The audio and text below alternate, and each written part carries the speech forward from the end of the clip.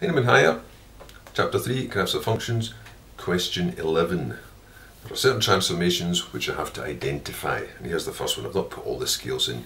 You can see that in the book. And what's happened in this one is, the transformation involves it being turned upside down. Now, turning it upside down would make it look like that.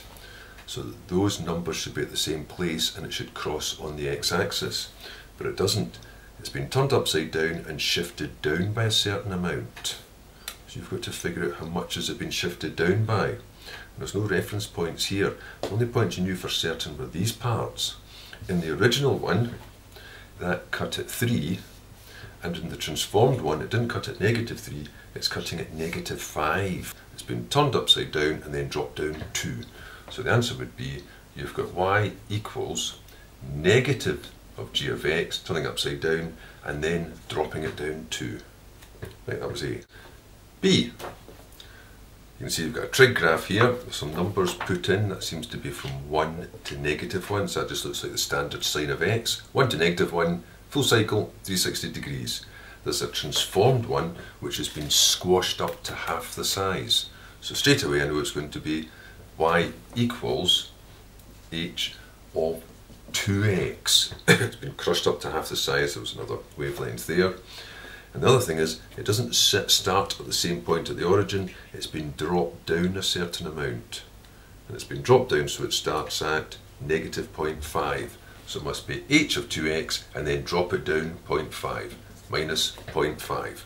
So that turning point, instead of being at -1, is -1.5. That's B.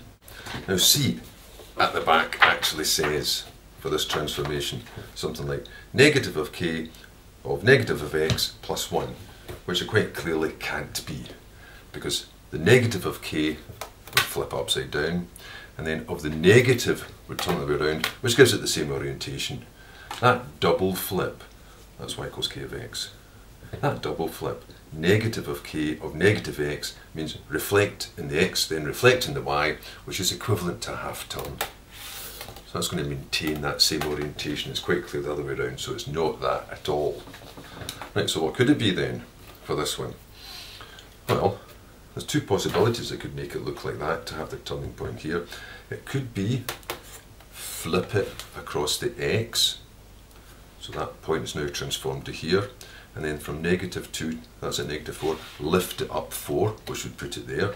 So that's y equals, what I did was I flipped it across the x, and then lifted it up 4. That could possibly be it. Notice I put the arrows in, that's got the opposite orientation, because it's not really clear from here which gradients are maintained, so which way it's been flipped. But I could check that, because under that transformation, the point 40 should transform to this point here, whatever that is, using this rule here. So that would transform to the negative of x, result would be -4. The original answer plus 4, so -4, 4.